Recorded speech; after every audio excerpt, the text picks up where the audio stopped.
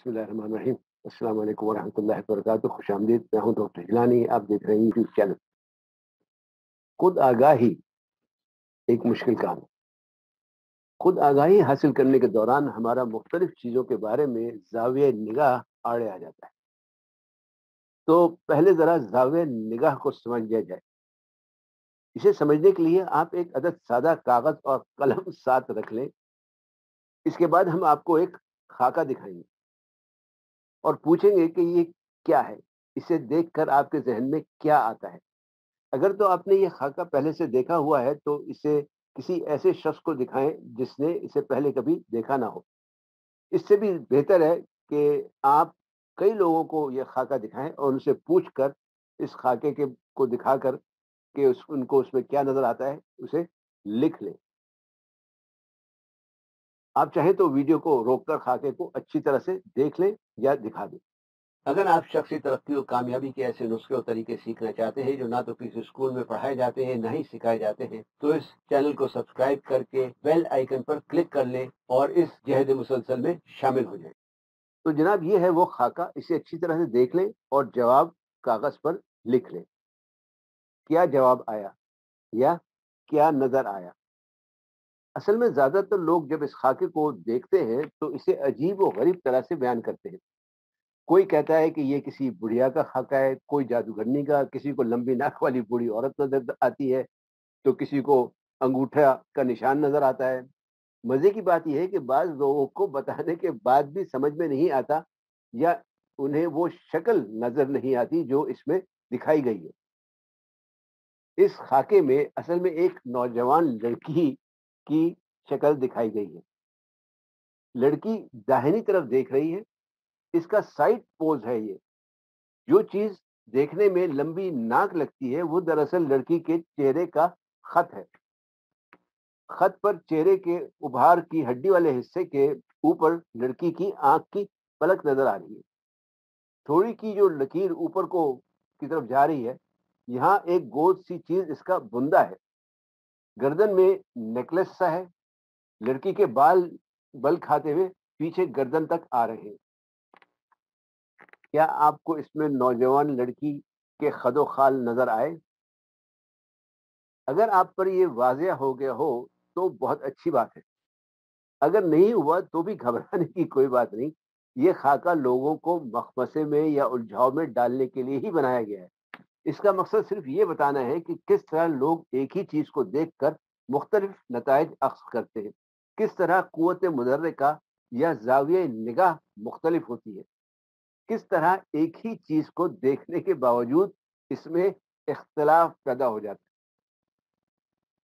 زیادہ تر لوگوں کو اس خاکے میں ایک بوڑھی عورت نظر آتی ہے. اب اگر آپ کو صرف لڑکی نظر آ رہی ہے اور بوڑھی عورت نہیں نظر آ رہی, یا صرف بوڑھی عورت نظر آ رہی ہے اور لڑکی نہیں, تو یہ ایک اور خاکہ ہم آپ کو دکھاتے ہیں.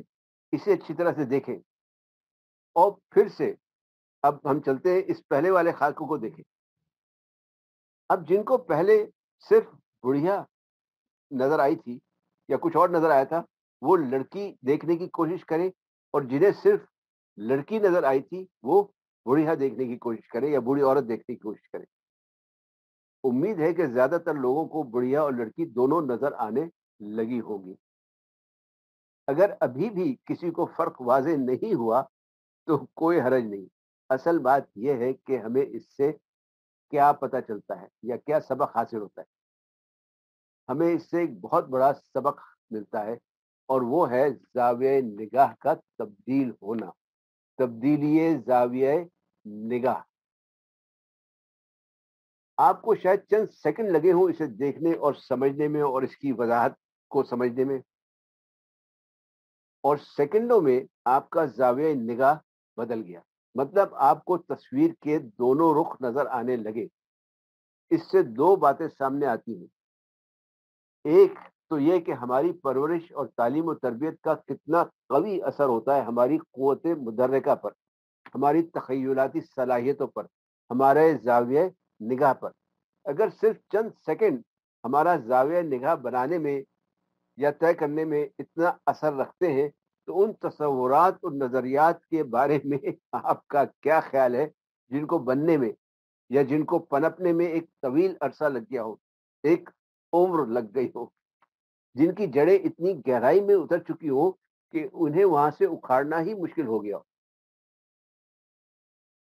ہمارا ہر چیز کے بارے میں ایک خاص زاویہ نگاہ بن جاتا ہے, جس کا اثر لاشعوری طور پر ہماری زندگیوں پر, ہماری رشتوں ناتوں پر, مذہب, معاشرے و معاش پر, کھیل کود و فنون پر اور اسی طرح کی مختلف چیزوں پر پڑتا ہے, اور ہم لگاتار تصویر کا ایک ہی رخ دیکھ رہے ہوتے ہیں. صحیح یا غلط ہمیں بحث نہیں, کیونکہ صحیح یا غلط بھی تصویر کے دو رخ ہیں. میرا صحیح آپ کے لیے غلط ہو سکتا ہے, آپ کا غلط میرے لیے صحیح. دوسری بات جو اس سے ظاہر ہوتی ہے وہ یہ کہ ہمارا جو بھی رویہ ہوتا ہے یا جو بھی عمل ہم کرتے ہیں اپنی معاشرتی, مذہبی یا معاشی زندگی میں, وہ اپنے زاویہ نگاہ ہی کے زیر اثر کرتے ہیں.